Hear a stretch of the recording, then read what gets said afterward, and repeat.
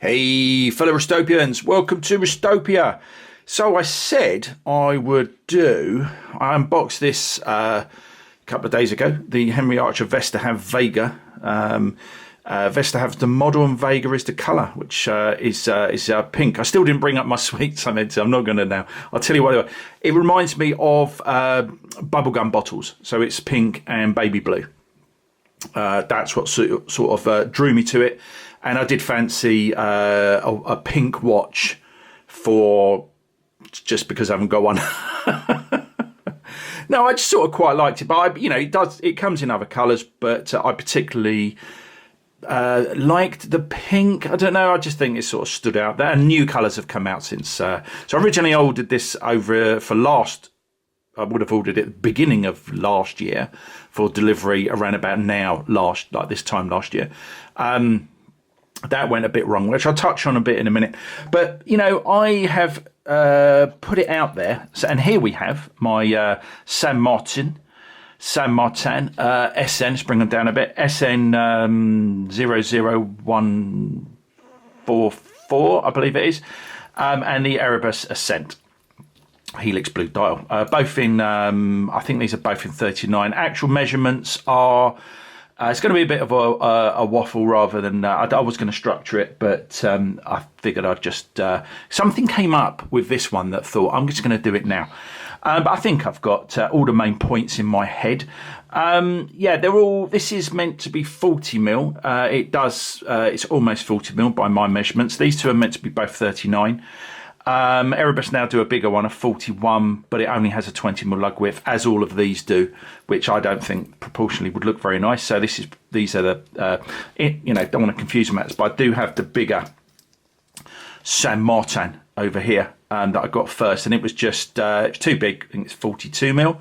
It's too big. It does have a 21 mil lug width, but because the case is so big, there's almost no real point to that.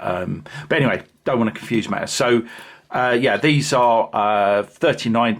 The Erebus measures slightly smaller than the San Martin. But yeah, again, not really too relevant because it's what they look like more than. But yeah, this one is bigger, but it also looks bigger. I'll tell you why it looks bigger now. Let's take it off. Let's pop it off. The design of the case, and that's really one of the reasons I wanted to make this video, was that these subtle differences. So these three are kind of what I would say are the best value GADA watches, affordable GADA watches that are on the market at the moment. I mean, these two are well known for that. The Henry Archer's a bit of a wild card because it's not that well known. It's not as available. It's a bit more difficult to get hold of. But I wanted to go to that effort when I saw this, and I thought it would be, it would be fighting for the crown of best affordable GADA watch. But I'll come on to my conclusion to that in a minute. But I was talking about size. Because of the design of this, it's got a very round case. I'm trying to get a reflection off of that. It's a very round case, and it has very slim lugs. So not only are they slim, they're the slimmest lugs. The reason that they're the slimmest is because the case takes a long time to curve out to those lugs, whereas these two, this one starts from the crown. It starts leaving the bezel from the crown. Whereas on this one, it follows the bezel round for quite a way before it leaves it and then goes up and forms a lug. So there's a lot of differences on these. And I think I've said, don't pick between these two, have one of each. And it's a little bit like that with the Vesterhav. It's so different that it is probably an additional rather than a... But if you're only going to pick one, hopefully this video might help you a little bit. I'll tell you my decision at the end if I was going to pick just one and why, but I'll go through the points. So there's a lot of things that are different about these. I'll try and cover the things that are the same. So they're all sort of roughly the same size. It's technically a millimetre bigger. They've all got deployment class, obviously, with toolless adjustment, on the fly adjustment. I won't go too much into that, into those class, but I want to try and stick to the head and the bracelet, the case and the bracelet. They've all got Miyota movements, Japanese movements. These two, I believe, are 9015, and this is, because it says on the back, let's double check I didn't read that wrong. I thought they were exactly the same movements, but, and then you can't find the bit, you've got to get the light just right. There it is. Yeah, it definitely says 9019. So it's a slightly different movement. And Henry Archer make a point of that they use that to keep the case depth down. I'm not sure it's actually that thin though. But anyway, so Miyota movements, Japanese movements, and that, and all 20 mm lug width. As I've said, I think that they're all screwed links.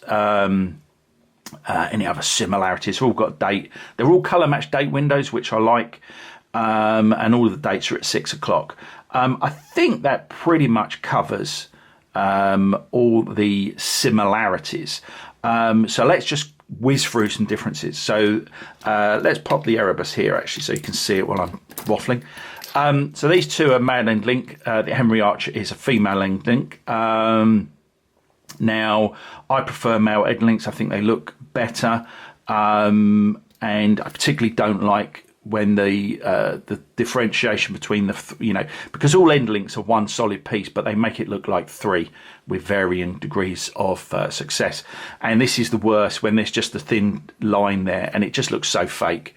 On my wrist, there's absolutely no reason to have a female end link because it looks exactly the same. There's no difference. You only need a female end link if the watch is too big for you, is the way I see it. You shouldn't. I don't think you should be wearing a watch that's on the edge of its, suitability to your wrist size. Just get a smaller watch. But yeah, if you particularly want it, then it is an option. It's something you can do. You can just have shorter lugs. So that's one difference. Now, what are the things that stand out for me? The dials, they're all special dials, I would say. They've all gone to a lot of effort. I was going to do, an out of 10, and I was going to give them exactly the same score for the dials because they've all made a lot of effort with the dials, and people like different things. So I kind of, if I was judging them on any other factor, they're all pretty much the same in terms of the makeup, applied indices, lume, and that kind of stuff. So yeah, if I was going to judge them differently, it would be on personal taste rather than the quality of the watch. And I think they've all gone to an effort to make a nice dial. I think that's the thing that stands out between these three. Henry Archer makes some very meteorite dials, and they do make a big effort with their dials. So even if you don't like this pink one, check them out. So some big differences. Something I noticed about the Henry Archer is it has a mirrored rehaut. As a mirrored rehaut. So that's the internal side of the case under the crystal, which is very odd. It looks like like the house when you go to a fun fair, you've got the house of mirrors. Now, I'm not sure if I like that or not. Certain angles you can sort of just see a weird reflection, like the house of mirrors, of the indices. I'm not really sure I like that. You see a lot of white. Anyway, so the other two are very different again. So on the Erebus, you've got a combined rehaut and chapter ring. So the chapter ring's on the rehaut. Not something I like. I think that looks quite cheap. But yeah, not my cup of tea. And on the Saint Martin, yeah, it's a more traditional. So the chapter ring's on the dial, the edge of the dial, and then it has a brushed rehaut, which is, and then the difference again is the angle. So it's difficult to tell the angle on this one. These two are probably pretty similar angles actually. It's just that this one's brushed, not polished. The rehaut / chapter ring on the Erebus is at quite a decent angle. It has to be, otherwise you wouldn't see the chapter ring. But yeah, so out of those, I much prefer the way it's done on the Saint Martin. I would prefer it if that rehaut had more of an angle to it, so you could sort of see it wasn't so flat. But yeah, I could spend a long time talking about all the differences, so I really just want to cover the important ones to me. And they were, not too keen on the, I like the logos on these two. They're very similar actually, the brand logos. They're round, a bit like Helm. And yeah, I like that. I really don't like the hexagonal, very solid San Martin. But I put up with it on this one because I like to watch so much. Yeah, and then you've got all the chamfering, of course. I've mentioned the lugs. So the lugs on this are very thin. I don't like that. It gives a very round look to it. I'll chip in with this, though. It's a Danish watch, Danish design, Danish company. And it does look very Danish. So it is sticking to, you know, it's these two... kind of, they're going after something else, whereas Henry Archer seems to be doing its own thing more, in my opinion, and I like that. I'll tell you something interesting about Danish in a minute, about countries rather, not not Holland. Yeah, so yeah, this has a very narrow lugs. These two probably similar size, except the chamfering on the Erebus is much more. Which gives it the sort, kind of the same thin lug look, although they are actually quite wide. But you know, it's nice. It's a nice look. The other thing is bracelet chamfer. So Erebus has gone for like a clear Rolex oyster look. The Vesta have the Henry Archer rather has similar, apart from obviously its female end link, but it has chamfered edges to the bracelet, which kind of match the very slightly chamfered edge of the bezel, kind of. Whereas the San Martin, which is my favourite because it's very unique, I did say that centre part of the end link, what people normally do, manufacturers normally do, is raise that slightly to give the impression that it's three separate pieces, as are the pieces normally on the actual links. And what San Martin have done, not only have they chamfered the edges of the bracelet, they've also chamfered the edges of the centre links and obviously that part as well. So it gives, I think it's a really nice bracelet. I think someone's made a bracelet that looks nice but different at the same time. So you know, I think San Martin have done a very good job with this watch. What should we touch on next? Cost. Now let's keep with differences. I want to talk about cost, but you know, people like cost, don't they, as well. Differences, crowns. Now, I do like the Henry Archer crown, not because it's got I think that's loomed on the end.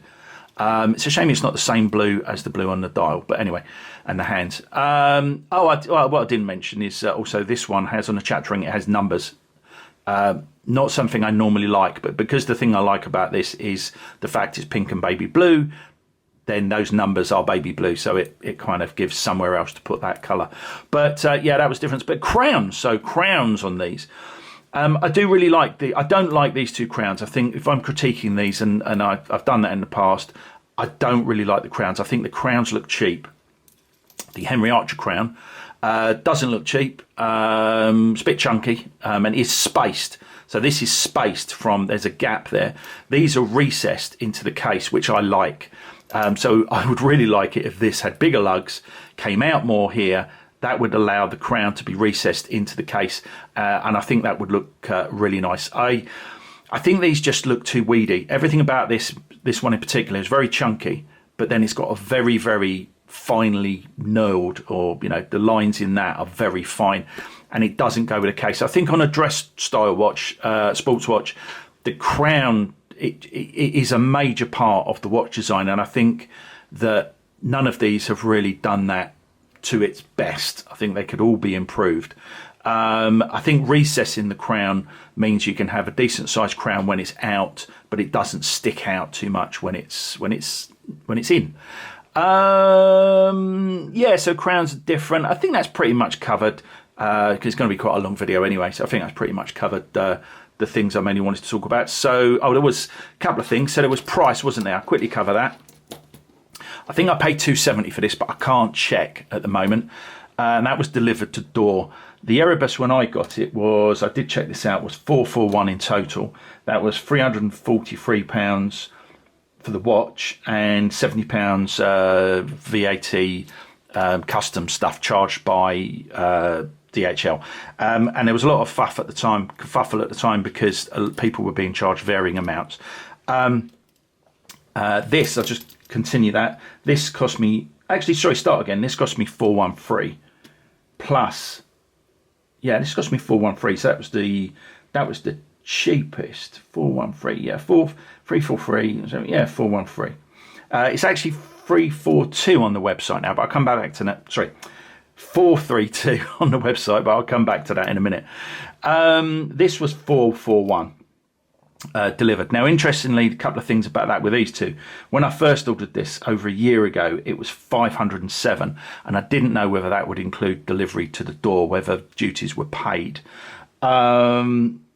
I didn't get the welcome discount as well, which is why I got a refund. I then reordered it, and at that time I paid 441. So that's 60 odd pounds less, and that 50 of that would be around about 50 would be because I did get the welcome discount, because they now give you the welcome discount on a pre-order, which they didn't do back then, which I thought was really wrong. And the cost of it had gone down as well, and I think that's to do with exchange rates. So this was 441, this was 413. So this is actually the most expensive. I thought this went up a bit more because Erebus, when I last looked, other than today, they were including shipping to the UK, included, like duties and everything was paid. Now, interestingly, I think I couldn't be bothered to put it through the checker, but I think this would be 432 plus delivery, which I think is 35, which would make it 467. So that would make this the most expensive with delivery. But interestingly, on the website, it says that taxes are. It didn't seem to say that taxes and duty was prepaid to the UK anymore. So it might be going back to you got to pay duty and taxes when DHL deliver it. I'm not sure. Obviously, look into that if you're going to buy it. But that's quite interesting. But yeah, I did like the fact that these two just, you pay your money and it gets delivered. What was the interesting thing? And then I'll come to my conclusion, which I've kind of touched on already. When I looked on the back of this, oh yeah, this has a display case back as well. This is also the noisiest. The rotor on this is noisier than these two. They're very similar movements. Well, maybe not actually. Maybe because this is the 9019. Maybe that's a noisy movement, but it is noticeably. When you look for a rotor, when you listen for a rotor noise, you hear it. But this one was very apparent first putting it on the wrist. But that doesn't put me off particularly. When I looked on the back, what was I looking for? Oh yeah, water resistance on this is 200 meters, where these I think are both 100. But yeah, you can go swimming in them, so that's fine.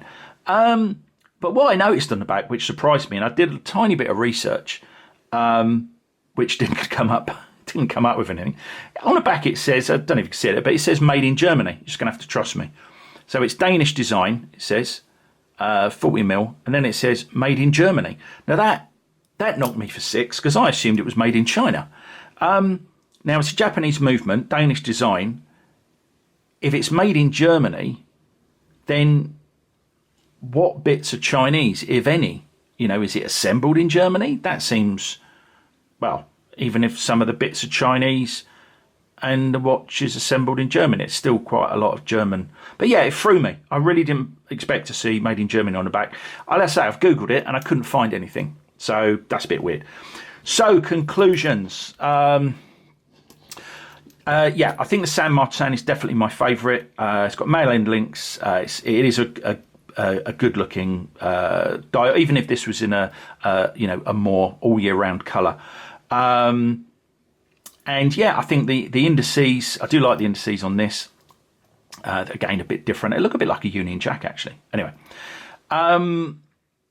yeah, I just think these are a bit too sharks, too fee. I like the indices more. I like the fade. This is a very nice dial on the Erebus actually, on the Erebus.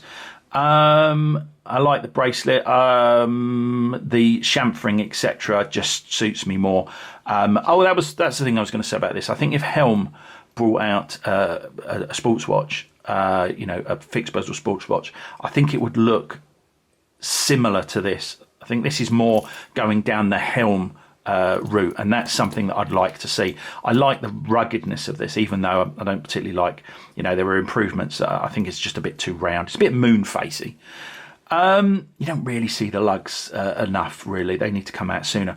Yeah, so this, and coupled with the fact that it's delivered to your door without any extra charges, I I don't want to get into the politics of that, but you know, it's what it is. But under £300, I think this was 270. So yeah, easily an easy winner. As I said in the past, though, even though this is quite a bit more expensive and potentially a bit more hassle, I think they're both nice. I think they are, you know, especially if rather than buying an Erebus in 2 different colours or a San Martin in 2 different colours, you know, get one of each would be my suggestion. And then you've got your 2 colours and you've got something slightly different. I know you can get a Jubilee style bracelet on that, but so yeah, so then where does this fit in? And I'm thinking really this fits in a similar way. This would be my least favourite because the thing, although I do like things about the design, I think overall I much prefer this and this design. But it's quirky and it's different, and I kind of like having it. So it kind of then fits into that, well, have all 3 kind of thing if you've got them in different colours. And I do think that, you know, like I say, like I've already said, rather than having different, you know, have different watches and different colours. So I think, yeah, so I'm not, although it does fall into 3rd place for me, which is a bit disappointing because I thought it might be sort of in the middle. It's, you know, it's a nice watch, and it's made in Germany. But yeah, I certainly would say have a look at the Henry Archer website, because I don't really look at it, but I keep getting you know, YouTube notifications, etc., saying that, you know, they've got a new dial out. So I don't really pay attention to them, but you know, it might be a dial that you like. So yeah, definitely worth a look. I think the quality's you know, equally as nice, if not better in some areas, especially if it's made in Germany. And but yeah, I think that sums up everything I wanted to say on them. Hopefully you made it to the end. Hopefully it's been useful. As always, let me know in the comments below if you've got any questions. But for now, one wrist, live it.